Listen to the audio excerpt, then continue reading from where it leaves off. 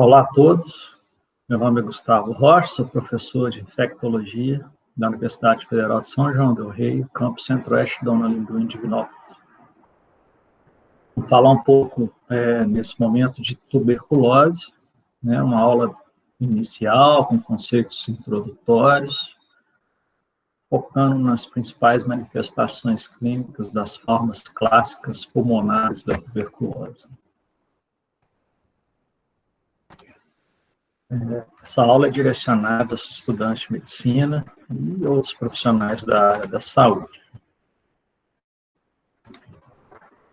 Bem, o que é a tuberculose, né? Uma doença tão antiga, tão conhecida no nosso meio, né? E ainda tão comum, infelizmente. Uma doença contagiosa que tem um amplo espectro clínico, desde formas pulmonares clássicas até formas extrapulmonares, invasivas, graves. A gente fala que pode dar tuberculose em qualquer parte do corpo humano. É uma doença que acomete principalmente os países em desenvolvimento, e a epidemia de HIV/AIDS, né, foi responsável por um novo aumento dos casos de tuberculose. Né? Existe essa relação importante com a de saúde pública, em que a imunossupressão gerada pela infecção do HIV leva ao aumento dos casos de tuberculose doença. Estima-se que mais ou menos 1/3 da população mundial esteja infectada pelo bacilo da tuberculose, mas não são todas as pessoas infectadas que desenvolvem a doença, né? Então, existe essa diferenciação infecção-doença, mas em torno de 8 milhões de casos novos e 3 milhões de mortes por ano no mundo inteiro relacionados à tuberculose doença. Né? Uma ampla magnitude. Mais ou menos aí a 7ª, 8ª principal causa de morte nos países de baixa renda. Em 2004 teve 1.460.000 óbitos de tuberculose. No Brasil, nós temos em torno de 80, 90, 100 mil casos confirmados por ano. Isso varia um pouco. Né? Em 2020 teve um pouco menos, 2019 teve um pouco mais. Os principais estados, São Paulo, Rio e Minas, têm aí em torno de 5 mil casos anuais, né? Bastante casos confirmados, né? E notificados. Então, esses gráficos são só pegando o gancho das principais causas de morte no mundo, né? Em países de baixa renda. Aqui tem a bolinha aberta dos anos 2000 e a bolinha preenchida em 2019. Né? Vocês veem que as causas infecciosas estão reduzindo, mesmo em países de baixa renda, né? E aumentando as causas crônicas, né, cardiovasculares. Mas a gente vê ainda muita doença infecciosa, contagiosa, levando a óbito, né, muito importante nos países de baixa renda. Condições neonatais, infecções respiratórias baixas, diarreia, malária, acidente de trânsito, e aqui tuberculose e HIV. Né? Olha, é impressionante como que a HIV reduziu, né, a sua magnitude nos últimos anos. Pensando em países de baixa e média renda, o Brasil entra, né, nesse grupo. As causas cardiovasculares são as principais, mas entra, então, é uma mistura de causas de doenças crônicas cardiovasculares com doenças infecciosas, e a tuberculose aqui em 7º. Em países de alta renda, a gente vê que a única coisa que aparece é a pneumonia, né? Mas ainda em complicação em pessoas com doença crônica e as outras doenças crônicas, e Alzheimer e outras demências com um papel importante, né? E doenças cardiovasculares, câncer, né? Outras neoplasias. O Mycobacterium tuberculosis, né? O bacilo de Koch. Koch foi um dos pesquisadores que estudaram, né, o bacilo, assim como o Calmette e o Guerin, que são outros pesquisadores, que aí BCG vem de bacilo de Calmette e Guerin. É um bacilo que tem essa propriedade álcool-ácido resistente. Isso tem a ver com as características de sua parede celular. Isso é importante na hora de fazer a coloração específica para visualizar, né, naquela amostra de secreção respiratória ou de tecido, faz uma coloração específica que cora-se aquele material, depois descora com álcool e ácido, e se ele for resistente, bacilo, álcool ácido resistente, ele não permanece corado, né? Basicamente é isso.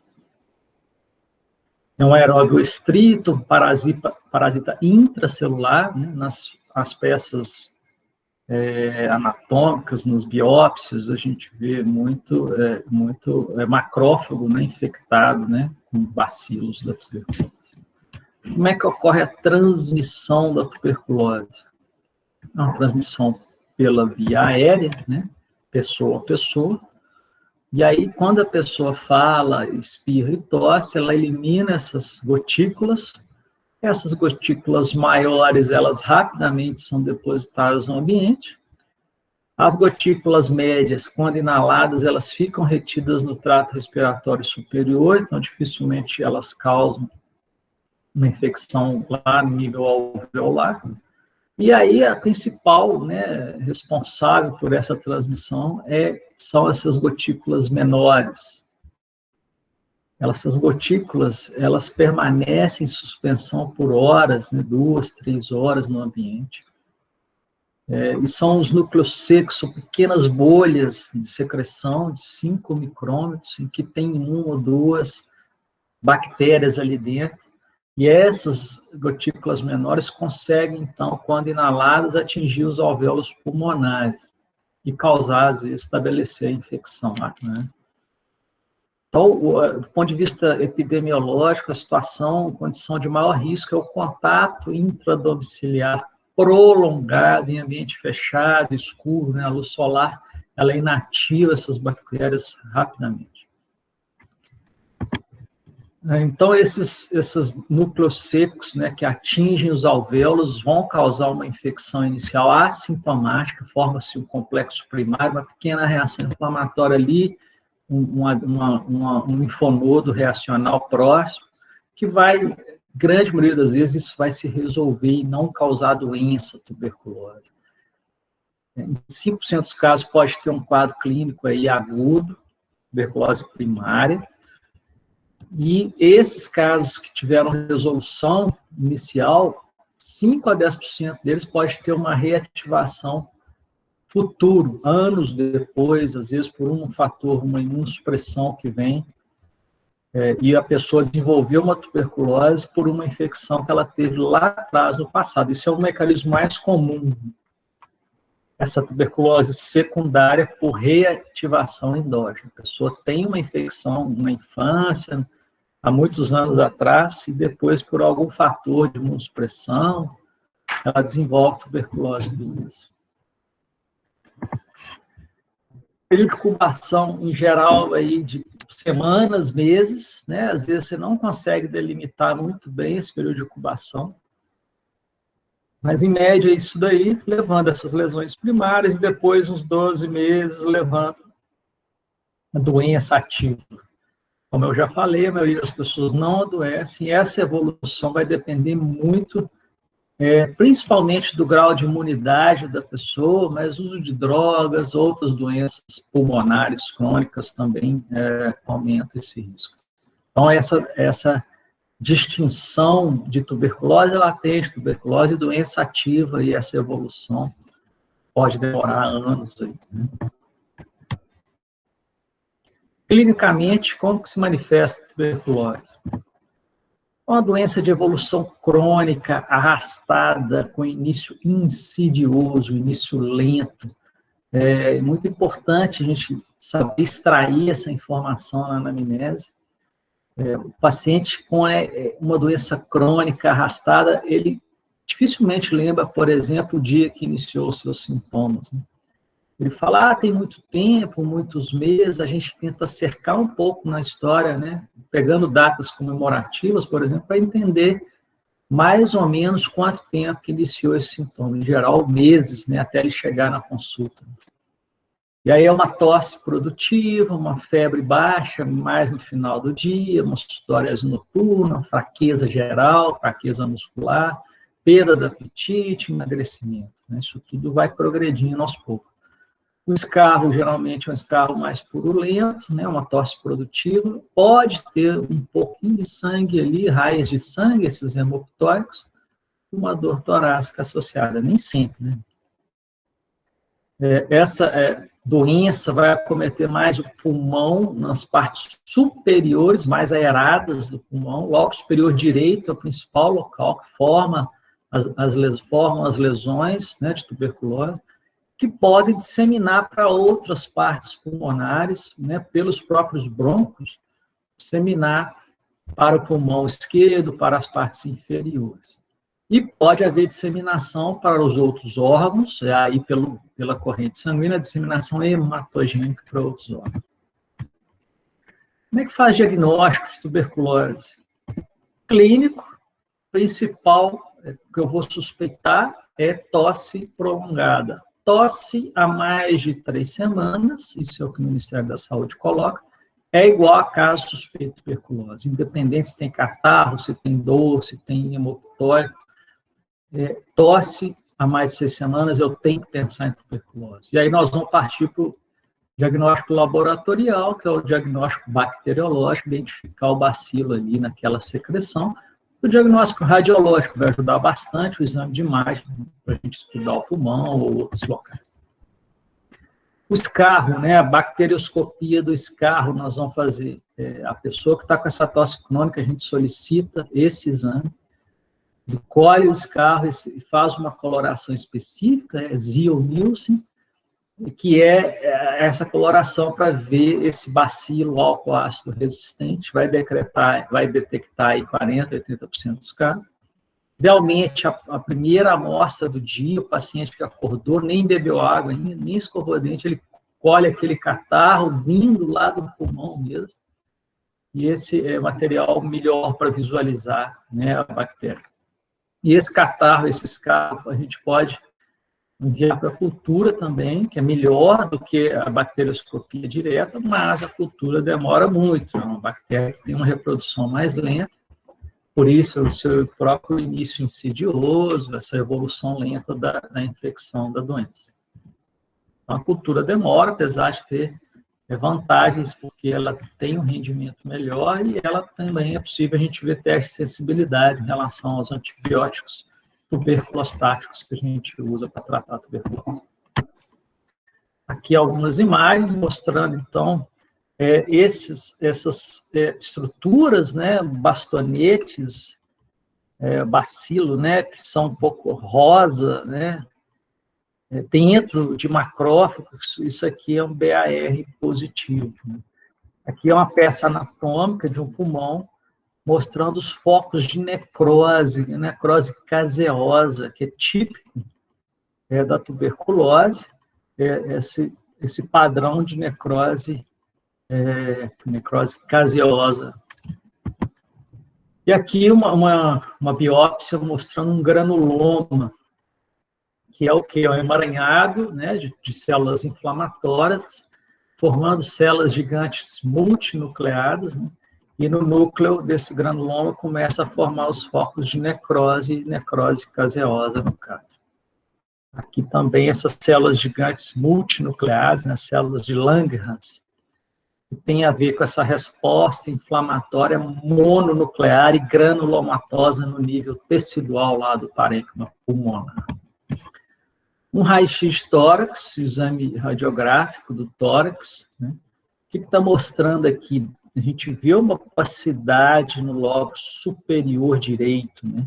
E se a gente for forçar a barra, a gente vê alguma estrutura aqui, uma cavidade, uma caverna pulmonar, que esse paciente de fato tinha. Vamos ver esse outro, vamos ver o exame radiológico. Primeiro, vocês veem que tem um infiltrado pulmonar, né, acometendo, inclusive, partes inferiores aqui do pulmão direito, tem alguma coisa aqui nesse lobo superior direito, quando faz uma tomografia, olha aqui a imagem, é uma caverna pulmonar, o termo é exatamente isso. Isso aqui é típico de tuberculose, uma caverna pulmonar no lobo superior direito. Essa caverna, ela fica cheia de secreção, de pus, que tem comunicação com a via aérea alta. Então, quando tosse, aquele escarro que sai daqui, essa secreção cheia de bactéria, e aí é um indivíduo que transmite mais. Um paciente que forma caverna pulmonar, isso não são todos, né? Geralmente ele transmite mais fácil, ele é mais bacilífero, elimina mais bacilos para transmitir para outras pessoas. Aqui uma outra imagem, uma imagem de 2008, antigo, um paciente que ele tinha HIV, ele não tratava direito, e de repente ele faz um quadro respiratório, e quando a gente foi olhar, ele tinha essa imagem, assim, opacidade mais regular, digamos assim, no terço médio do pulmão direito, né? Tinha um nível hidroaéreo também, um derrame pleural aqui evidente, né? E no perfil, olha, essa opacidade, na verdade, ela está na pleura, né? É um derrame pleural loculado, né? Ela está empurrando, né? Enchendo esse espaço pleural de secreção, uma secreção purulenta. Uma tuberculose pleural. Ele tinha tuberculose pulmonar também, mas aqui ilustrando uma tuberculose pleural. O tratamento da tuberculose é com os tuberculostáticos, que são antibióticos que agem contra o bacilo. O esquema de tratamento básico ele é por 6 meses que o indivíduo toma esse antibiótico. Os 2 primeiros meses são 4 antibióticos e nos outros 4 meses são só os 2, rifampicina e isoniazida. Muito importante monitorar esse tratamento, que tem risco de hepatotoxicidade, por exemplo, e principalmente monitorar a adesão, né? Porque tem muito caso que o paciente tem situações de vulnerabilidade social e individual, né? E ele começa a tratar e, de repente, ele melhora a condição clínica pulmonar dele e ele abandona o tratamento e volta pior, com uma bactéria, às vezes, já resistente, né? Então, é muito importante que esse tratamento seja feito de uma forma adequada durante esses 6 meses. Na maioria das vezes, são só 6 meses mesmo. Como que previne tuberculose, gente? Importante isso aqui. Primeira coisa, mais importante é diagnosticar e tratar os casos adequadamente. Aí, quando a gente está diagnosticando e tratando, o indivíduo começa a tratar, nas primeiras, segundas semanas, ele para de eliminar bacilo, ele para de transmitir para outras pessoas. A vacinação ajuda um pouco, vou comentar, que é a BCG, e a quimioprofilaxia de contatos também, eu vou explicar como é que é feito isso, ajuda também a surgir, evitar, prevenir que surjam novos casos, né, naquela família, naquele núcleo ali. A vacina é a BCG, a vacina é composta por Mycobacterium bovis atenuado, é uma aplicação intradérmica ao nascer, né, logo ao nascimento. Ela protege especialmente contra as formas graves da tuberculose. Então, ela não previne muito tuberculose e doença pulmonar, mas num país igual ao Brasil, com alta incidência de tuberculose, ela deve ser utilizada por todas as crianças, todas as pessoas, porque vai prevenir a incidência de formas graves, que leia-se neurotuberculose, sistema nervoso central, tuberculose disseminada. Essa evolução do nódulo, né, quando se aplica a vacina, forma-se um nódulo, uma pústula, uma crosta e uma úlcera que vai cicatrizar após 2, 3 meses. A vacina, ela pode causar algumas reações adversas, especialmente formação de abscesso, de linfadenite satélite, e às vezes a gente tem que tratar com um desses medicamentos que trata a micobactéria, né, a isoniazida, muitas vezes. Mas não é algo muito comum, não, mas pode acontecer. Algumas imunodeficiências mais graves o paciente não deve usar, não deve receber a BCG. E a quimioprofilaxia de contatos, né, a gente identificou uma pessoa com tuberculose pulmonar, a gente vai rastrear os seus contatos domiciliares, e se eles não tiverem doentes, mas tiverem sido infectados, a gente dá a isoniazida por 6 meses. Como é que eu diagnostico isso? O paciente que não, a pessoa, o contato domiciliar não está doente, clinicamente falando, né? Eu fiz um exame clínico, não tem nada, está bem, e faço um exame que é o PPD.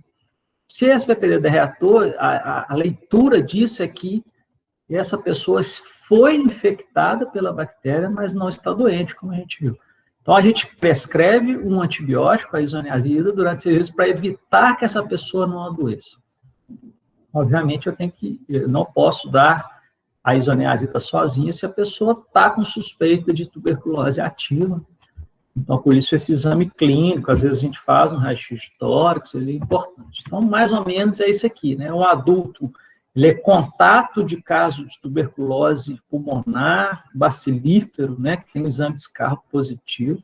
Ele está assintomático, eu faço o PPD, se der reator, é quimioprofilaxia, se der não reator, é só orientação.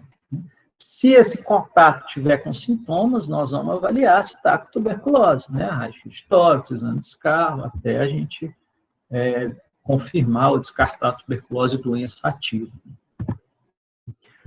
Bom, do ponto de vista de vigilância epidemiológica, qual a definição de caso suspeito do Ministério da Saúde, né? Importantíssimo isso aqui.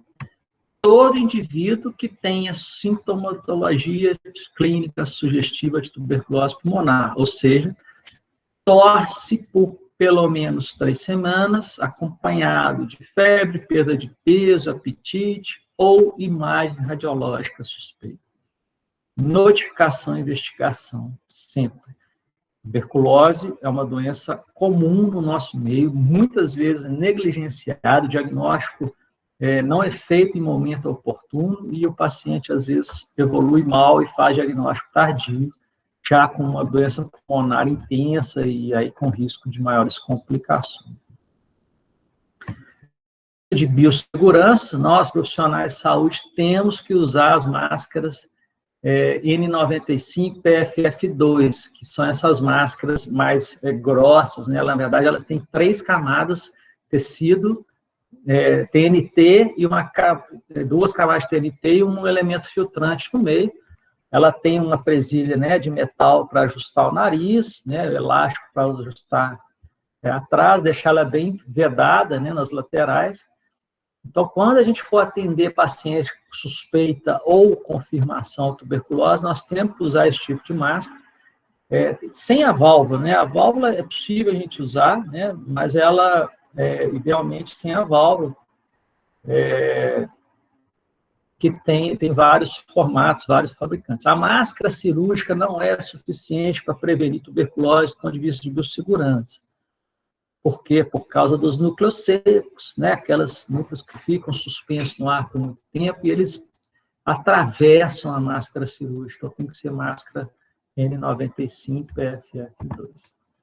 Aqui as referências epidemiológicas, existe um manual de controle de tuberculose, né, do Brasil, 2018, e de vez em quando ele é atualizado, Guia de Vigilância e Saúde, e o livro do Walter Tavares, como recomendações. Muito bem. Então, assim, a tuberculose, só em resumo, é uma doença ainda muito comum no nosso meio. O Brasil tem quase 100 mil casos anuais confirmados de tuberculose. Uma particularidade interessante, com a epidemia de Covid, começou a fazer mais diagnóstico de tuberculose. Por quê? Começou a olhar mais para o pulmão, fazer mais tomografia, acaba vendo uma lesão, vai ver tuberculose, né? Então, de certa forma, entre aspas, ajudou a detecção desse caso, porque acaba que faz tratamento, às vezes, em momento mais oportuno, mas é importante, então, sempre ter essa suspeita clínica para diagnosticar e tratar e interromper cadeias de transmissão. Era isso que eu tinha para dizer hoje. Muito obrigado e até a próxima.